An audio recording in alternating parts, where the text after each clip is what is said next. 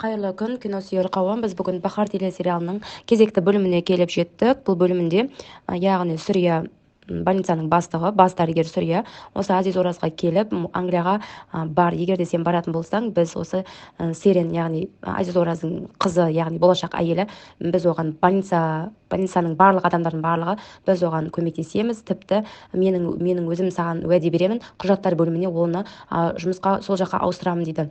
Ол жағы өте жеңіл әрі жалақысы да жақсы болып келеді дейді. Бұның басты себебі Азиз Оразды жіберсе, бұл жақта Серен қалатын, яғни 2 баласымен, ішіндегі балалары 2 екен.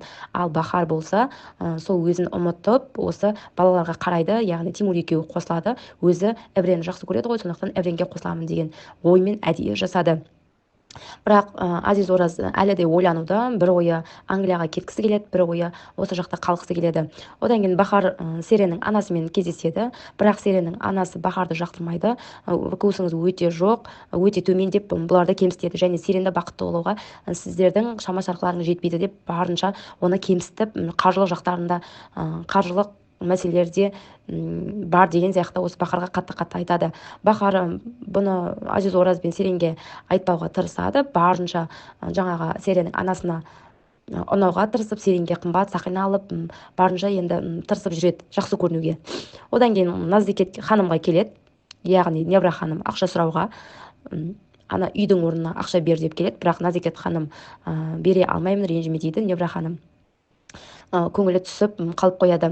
Одан кейін Азиз Оразға келіп, анасы Серенге сөз сал деп айтады. Яғни Бахар келіп Азиз Оразға айтады, сен Серенге бұлай жүре берме, сен Серенге сөз сал, сақина аламыз және әдемі жерді таңда дейді.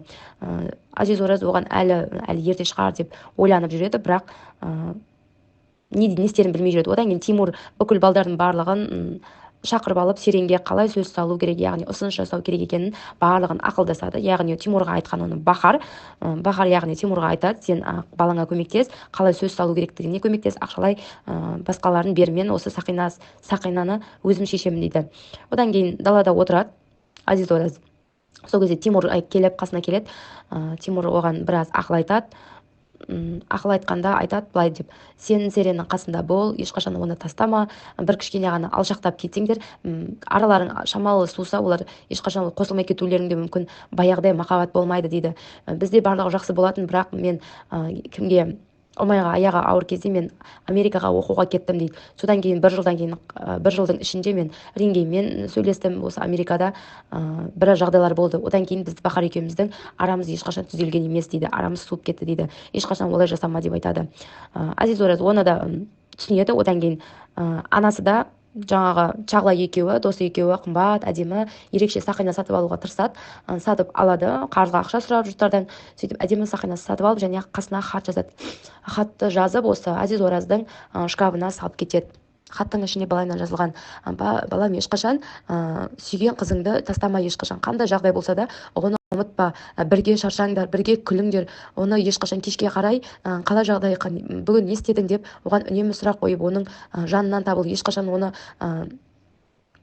тастап кетуші болма, қиналған сәтінде үнемі қолдау білдір, бірге екеуің ренжіскен сәтте немесе қиналған сәтте екеуіңнің бір ерекше орындарың болсын, әдемі кездесетін, жастық шақты еске алатын бір орындарың болсын, екеуің бірге қыдырып баратын жерлерің болсын деп біраз Азиз Оразға хат жібереді. Содан кейін Азиз Ораз бірден ойланады да оған Серенге Англияға бармауға шешім қабылдайды. Серенге сөз саламын деп шешім қабылдайды. Одан кейін Бахар мен Эврен екеуі кездеспекші болып жатады, бірақ оны Тимур біліп қояды. Тимурға Сүрия айтады, яғни Сүрия екеуі кездесейін деп жатыр, сен неге бұлай жүрсің деген сияқты. Сол кезде кешке қарай шығайын деп Бахар әдемі киініп Эвренмен кездесуге шығайын деп жатқан кезде, дәл Эврен сияқты мотоциклмен Тимур келіп оны алып кетеді. Басына бас киімін киіп алып, каска дейміз, сонда киіп алады да оны алып кетеді. Одан кейін алып кетіп жаңағы Азиз Ораз бен Серен екеуінің кафесіне, сөз салған кафесіне келеді. Сөз салған кафесіне келіп, Бахар сен не үшін бұнда келдің, сен әйтеуір анау да мынау деп енді ұрсады Тимурға. Одан кейін енді келгеннен кейін барлығы да сол жерде, бүкіл больницадағы жұмыс жасайтын қыздар, ұлдар барлығы осы жерде екен. Сол кезде Азиз Ораз бен Серен екеуі тұрады. Азиз Ораз оған сөз салады, барлығы күшті болады. Ал Эврем болса Бахарды үй жағында күтеді, бірақ сол кездесу орындарына екеуі сол жақта шығар деп Бахарды күтпей кетіп қалады. Сол жаңа кафеге барып күтіп отырады Бахарды. Ал Бахар болса осы Умай мен Серен мен Азиз Ораздың қасында жүрген болатын. Одан кейін сөз салып, күшті ол Серен иә дейді. Сол жердегілердің барлығы вальс билеп бірге көңіл көтереді. Одан кейін Тимур мен Бахар екеуі вальс билейді. Оны сол жердегілердің барлығы видеоға түсіріп алып, оны әлеуметтік желіге, инстаграмға салып жібереді. Сол кезде ол видеоны, вальс билеп жатқан видеоны Ренген көріп ашуланады, және ол видеоны Эврем де көреді де Бахарды күтіп отырған кафеде, бірақ ол ашуланып кетіп қалады. Одан кейін Серен анасымен кездеседі. Анасы енді сондай модель емес, енді дизайнер әйел екен, әдемі, сұлу, бойы ұзын. Серен айтады, ешқашан мені қолдаған емессің, ең болмаса осы жолы мені қолда дейді. Сөйтіп кешке қарай құдалардың үйіне кездесуге баруға дайындалады. Соған барлығы дайындық үстінде, Бахар да үйінде стол дайындап, тамақ істеп дайындалып жатыр. Одан кейін құдалар келеді. Яғни Сереннің әкесі және анасы мен әкесі екеуі айырылысып кеткен, екеуі бірақ сонда да келеді. Ал әкесі Сереннің бағанағы Немра ханым мен Гүлчеше ханымның қыздары бар ғой, парламент, екеуі бір мектептің директоры болып шығатын. Ал директор бұл екеуін ұнатпайды. Сондай құдалар сондай жағымсыз екі кісі, осы жағымсыз деп айтады. Одан кейін осы Гүлчеше ханымдарды ұнатпайды, бірақ осы үйге келген кезде осы Гүлчеше ханым Немра ханымды көріп таң қалады. Сіздер не істеп жүрсіздер, сіздер құдаларсыздар ма дейді. Сол кезде бұлар да иә деп жауап береді. Одан кейін құдалармен барлығы кездесіп жатқан кезде үйге Ренген келеді. Қолында бір чемодан ақшасы бар. Мен яғни Тимурдың болашақ келіншегімін, және осы үй сатылымға шығарылып жатыр. Осы үйдің сатып алушысымын дейді. Сол жерде кино аяқталады. Сонымен бүгінгі серия бітті. Бүгінгі серия өте қызық болды деп ойлаймын. Егер де ұнаса лайк басып кетіңіздер.